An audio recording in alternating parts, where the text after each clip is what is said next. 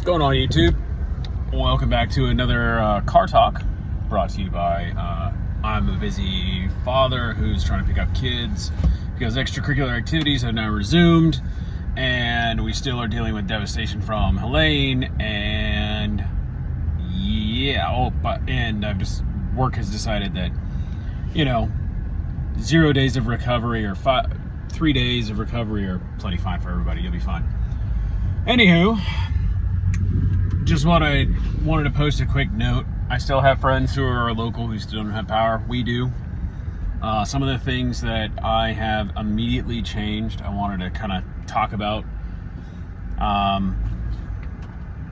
Well, one thing that's immediately changed is definitely traffic. We have people now. People are insane, by the way. So if you've ever driven in a disaster area, once things start to get to normal, people start getting that shitty behavior again where they're like, oh, I'm going to drive like an asshole. Or, hey, the telephone pole guy is causing a huge backup and I got to get my cheese doodles, or I got to go to frickin', the Burger Shack or whatever to go get food immediately. And how dare they? It just, 10 days ago, super proud. Community's coming together, everybody comes together, Americans do. Soon as the worst of it's clear, we all kind of go back to doing our own shit.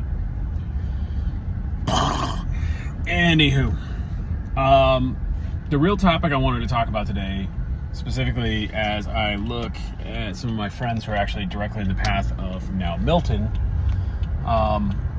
is water. So the standard prepper verbiage is, you need a gallon of water per person per day. Really?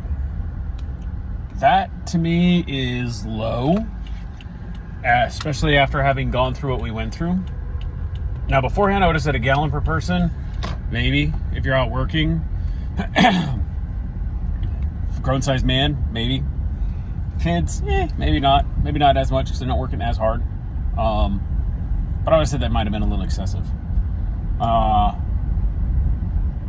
Yeah. So here's the fun part. If you have no electricity and you have to cook and prepare all your food outside in a fire, or you have to clear your yard full of debris, or you have to redo fence posts, or you have to do all the miscellaneous tasks that you don't have to do whenever the grid is up, all of a sudden you start realizing you don't have any downtime.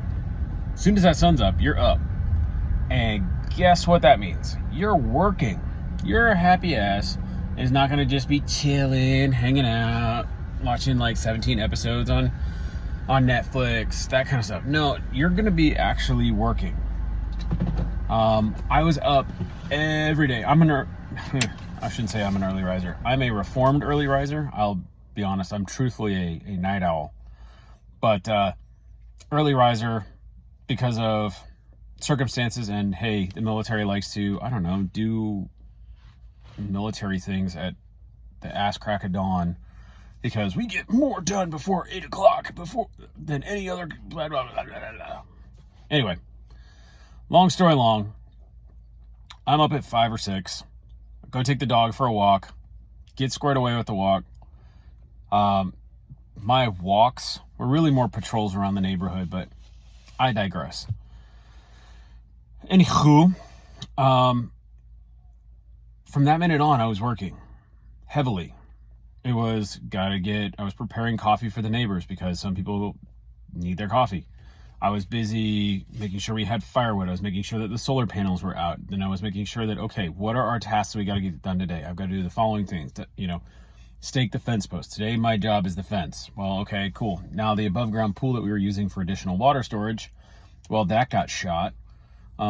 Definitely was not in a healthy way. Couldn't even use the water for filtration because it was nasty. So since that went out, I have to find something in its stead. And I now needed, we had a fire pit and we didn't have a good area to do it because it wasn't a priority. Well, now I'm making a fire pit area, in the place where the pool was with all the ground where it was leveled. So always something to do. It's still in the high 70s, low 80s where I'm at. I was going through a gallon to a gallon and a half of water a day. That's just drinking. Now let's add up all the other stuff, right? If we count, I was making rehydrated food from places like Mountain House. There's another, most of the meals were somewhere between 1 1/3 and 2 cups worth of water. So that's 16 ounces per bag of food. And each bag of food has roughly 1 to 2 servings. So let's just make it 2 servings. So it's 1 cup for each serving. Well, I got a larger family, so I needed to have 2 to 3 of those Mountain House meals to make a complete meal. So that means I'm using, let's do the math. So if we got 5, or if we get 3 bags, that's now I have 6. I have 6 individual meals that need to be created. Got it.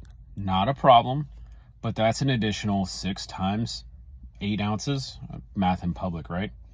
So now I'm starting, you see where this is starting to add up. That's on top of drinking water. So instead of having 8 ounces per, and I got 6, now I got 48 extra ounces that I have to account for. Got it. Now let's add on other things. I've got livestock. I've got chickens that need water. Cool. They can't drink crap water. I mean, they kind of can, but it's probably not recommended. The dog, he'll drink water from the creek, but then again, if you got stuff that's going on, like a hurricane where it's got potentially have sewage and stuff, probably not the best idea. So now I've got to feed them, water them. So let's assume that's another gallon or so average. So, or I just count them as an additional person. So now that's another gallon to a gallon and a half of water that they need.